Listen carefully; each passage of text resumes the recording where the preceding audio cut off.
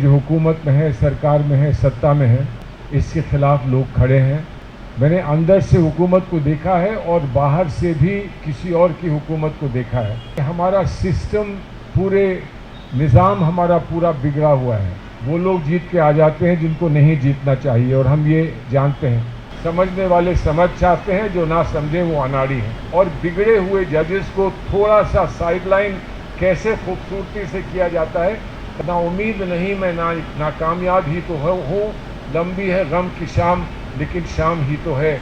The right to do the wrong thing. जो बड़े पैमाने पे हम लोग देखते हैं अपने देश में संवेदनशीलता की कमी, उसमें एक टापू तो है, कम से कम कुछ लोग तो हैं जिनके दिल में दर्द है और जो दर्द को पहचानते हैं और किसी और के दर्द को शेयर करने के लिए और उसको दूर करने के लिए जो भी मुमकिन है, जो भी संभव है, उस कोशिश में, उस जस्तजू में आकर जुड़ते हैं और अपना वक्त निकालते हैं, अपना कीमती समय निकालते हैं और आकर आपस में यहाँ बैठकर कोशिश करते हैं कि हमें कोई रास्ता दिखे। कुछ नहीं तो कम से कम हम लोगों की यहाँ गैदरिंग, हमारी यहाँ मौजूदगी, हमारी बढ़ती हुई संख्या एक संदेश भेजती है, उन लोगों को भेजती है जो हुकूमत में है, सरकार में है, सत्ता में है, कि हम जो चाहें वो हम नहीं कर सकते। इसका ऑपोजिशन है, इसका रेजिस्टेंस है, इसके खिलाफ लोग खड़े हैं और इससे ज़्यादा भी संख्या में लोग खड़े हो सकते हैं। अब ये मैं नहीं कह सकता हूँ कि उन पर क्या असर होगा, ये देखकर कि यहाँ इतने लोग इकट्ठे हुए हैं और यहाँ क्या पूरे देश में जगह जगह पर लोग इकट्ठे होते हैं, इसका क्या उन पर असर होगा मैं नहीं कह सकता हूँ। संवेदनशीलता उनमें भी अगर थोड़ी होगी, अगर वो सेल्फ इंटरेस्ट को ही देखेंगे तो वो ये मानेंगे कि हमारा सेल्फ इंटरेस्ट ये कहता है कि कहीं ना कहीं बढ़कर इन लोगों की बात को हमें अकोमोडेट करना चाहिए। लेकिन अगर पार्लियामेंट में हम इस रवैये को नहीं देख रहे हैं, इस तरीके को नहीं देख रहे हैं, तो बड़ा अनलाइकली है कि वो हम आवाम के बीच में, जहाँ जहाँ सोशल मूवमेंट्स के लोग बैठे हैं, जहाँ भी वो लोग जिनके दिल में दर्द है वो बैठे हैं, उनकी बात का इन पर कोई असर होगा। मैं एक डिस्क्लोजर करना चाहता हूँ, सच्चाई आपके सामने कहना चाहता हूँ कि यहाँ सब लोग नहीं, कुछ लोग ऐसे होंगे जो हुकूमत में रहे हैं, कुछ नहीं रहे हैं। मैंने अंदर से देखा है हुकूमत को, मैंने अंदर से हुकूमत को देखा है और बाहर से भी किसी और की हुकूमत को देखा है। तो मुझे अगर एक तरफ किसी और की हुकूमत को के बारे में शिकायत करने का अधिकार है, दायित्व है शिकायत करने का, तो मेरा ये भी दायित्व बनता है कि मैं आपसे सच्चाई से कहूँ कि हम जब हुकूमत में थे तो क्या होता था, और अगर जो होता था वो आप उस बात से सहमत नहीं थे और आप उसका विरोध करना अपना हक समझते थे, तो ऐसा आखिर होता था तो क्यों होता था।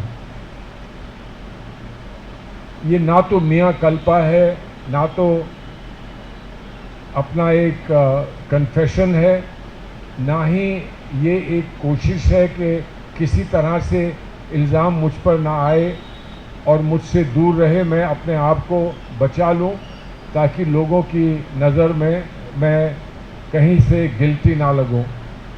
सच्चाई ये है कि हमारा सिस्टम, पूरे निज़ाम हमारा पूरा बिगड़ा हुआ है। लोग जीत कर आते हैं, कभी अच्छे लोग जीत के आते हैं, कभी वो लोग जीत के आ जाते हैं जिनको नहीं जीतना चाहिए, और हम ये जानते हैं। और ये बात बहुत पहले से शुरू होती है, हमारी पार्टियों से शुरू होती है। पार्टी में किस किस तरह से कौन कौन आगे बढ़ता है, हर पार्टी में शायद नहीं होगा, लेकिन बहुत सारी जो मेन स्ट्रीम पार्टीज़ हैं जो आपके साथ खड़ा होना चाहेंगी, खड़ी होंगी, और जिनको आप समर्थन देंगे और जिनको आप लाबैक कहेंगे, उन पार्टीज़ में इंटरनल निज़ाम बहुत बिगड़े हुए हैं। जो अच्छे लोग सामने आएँ, वो लोग जो आपका संघर्ष, आपकी लड़ाई को लड़ सकें, वो लोग वहीं पर बेचारे मुरझा जाते हैं, वहीं पर हार जाते हैं, वो आगे की लाइन में पहुंच नहीं पाते। तो ये तो एक पार्टीज़ का प्रॉब्लम है। वो यहाँ नहीं हम हल कर पाएंगे। पार्टीज़ की इंटरनल डेमोक्रेसी को कैसे बहाल किया जाए, पार्टीज़ की इंटरनल डेमोक्रेसी को कैसे मजबूत किया जाए, वो एक मेजर इशू है। और आपने इसे जो भी सोशल साइंस के स्कॉलर्स हैं उन्होंने किताबें लिखी हैं, रिसर्च की है, उन्होंने शोध किया है और वो इस बात को सामने रख सकते हैं कि पार्टी में रिफॉर्म मूवमेंट्स, पॉलिटिकल पार्टी की रिफॉर्म मूवमेंट्स कहाँ हैं, कैसे हैं और कब हम अपनी पार्टीज़ को रिफॉर्म कर सकते हैं। पॉलिटिकल रिएक्शंस हम जल्दी कर देते हैं, जिस पॉलिटिकल रिएक्शन से हमको इलेक्टोरल फ़ायदा हो सकता है, वो अच्छे भी हो सकते हैं, बुरे भी हो सकते हैं, लेकिन उस पर हमारा रिस्पांस जल्दी आ जाता है, लेकिन उस पर भी हमेशा हमारा रिस्पांस जल्दी नहीं आता।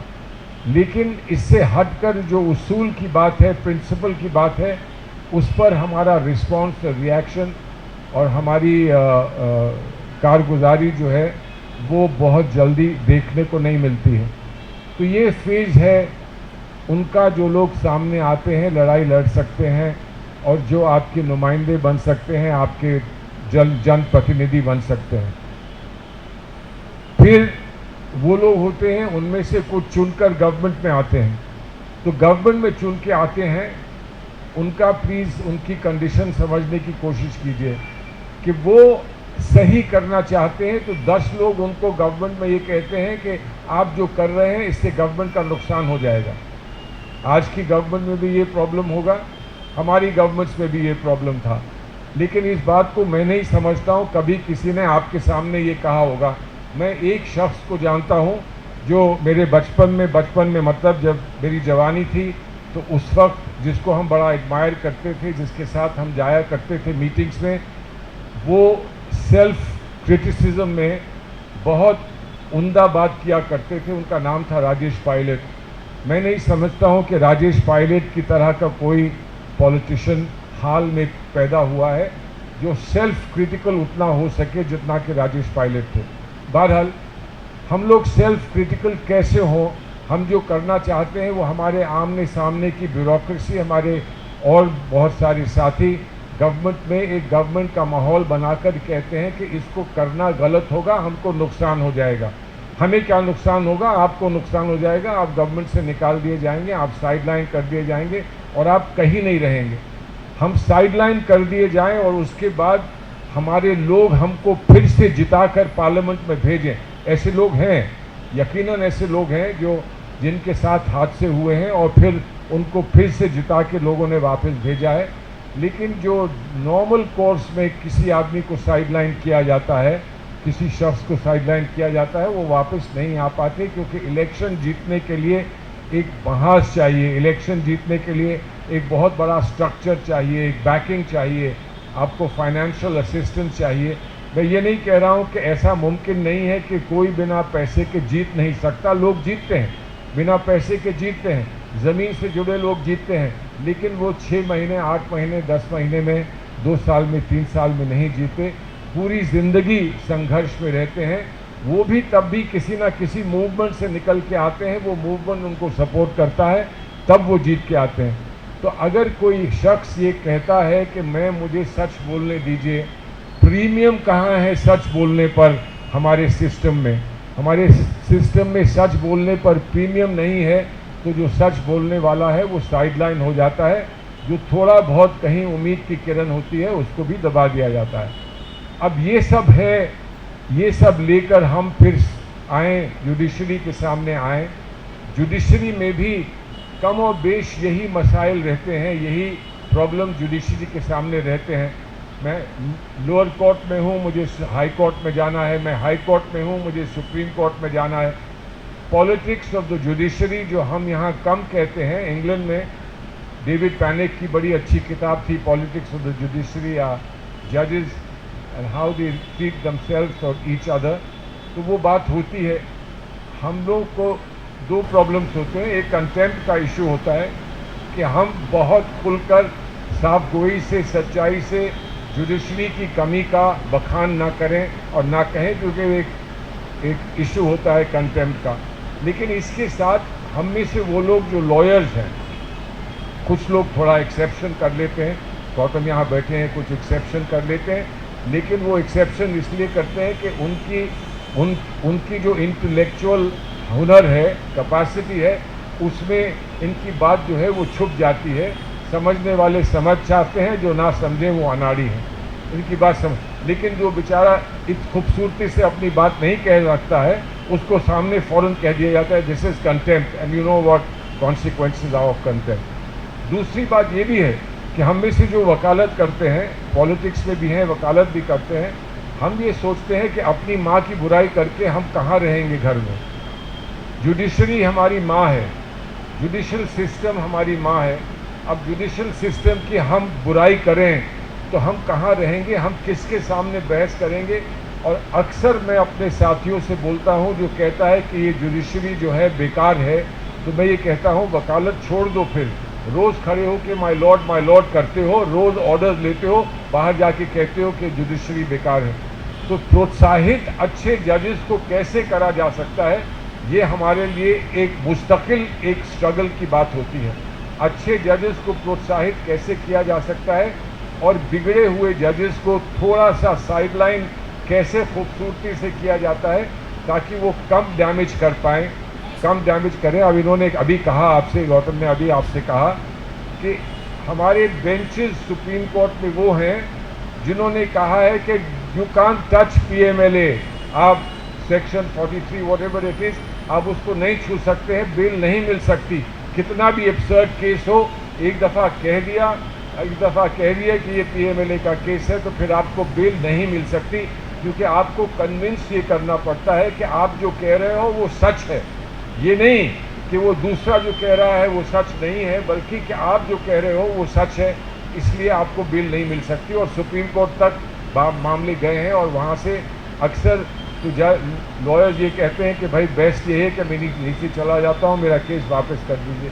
लेकिन उसी सुप्रीम कोर्ट ने जिस बात का इन्होंने अभी जिक्र किया था, ये कहा है कि सुप्रीम कोर्ट ने रिलीफ दिया, इसलिए रिलीफ दिया कि बहुत लंबा अरसा हो गया था, ट्रायल नहीं हो रहा था, तो उसमें रिलीफ दिया। लेकिन क्या कहकर रिलीफ दिया? ये कहकर रिलीफ दिया कि जो भी इंजंक्शंस हैं, जो भी एम्बार्गोज हैं रिलीफ देने के, वो एम्बार्गोज हमारे कॉन्स्टिट्यूशनल राइट्स के सामने कुछ नहीं है। यानी कि आर्टिकल 21 जो है must prevail over clear statutory provision that you can't be granted bail in the circumstances in the case is come. तो ऐसे भी जजेस हैं। हम ये ना भूलें कि ये वो सुप्रीम कोर्ट है जिस सुप्रीम कोर्ट में एक जज जो आज किसी और जज का बेटा है और चीफ जस्टिस है, उसने 25 साल पहले का जजमेंट रिवर्स किया था जो उनके फादर ने दिया था, और ये कहा था कि fundamental rights survive to some extent, survive even in an emergency, even where the declaration of emergency. और हेबियस कॉर्पस का केस उस समय का जो था उसको रिवर्स किया है। तो जजेस में अभी उम्मीद है, बहुत उम्मीद है। और जो शिकायतें आ रही हैं, जो शिकायतें हमारे नॉर्थ ईस्ट राइट्स के बारे में आ रही हैं, उसमें बहुत उम्दा जजेस ने बहुत उम्दा जजमेंट देके लोगों को रिहा किया है, डिस्चार्ज किया है, अक्विट किया है।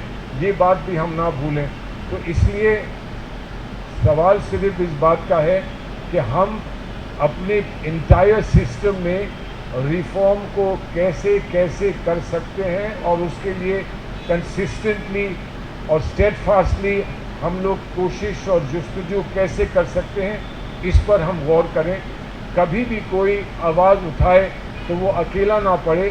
सिर्फ सेलिब्रेटेड केसेस को हम ले लें और अनसेलिब्रेटेड केसेस को भूल जाएं, जो कि नॉर्मली ईजिली हो जाता है।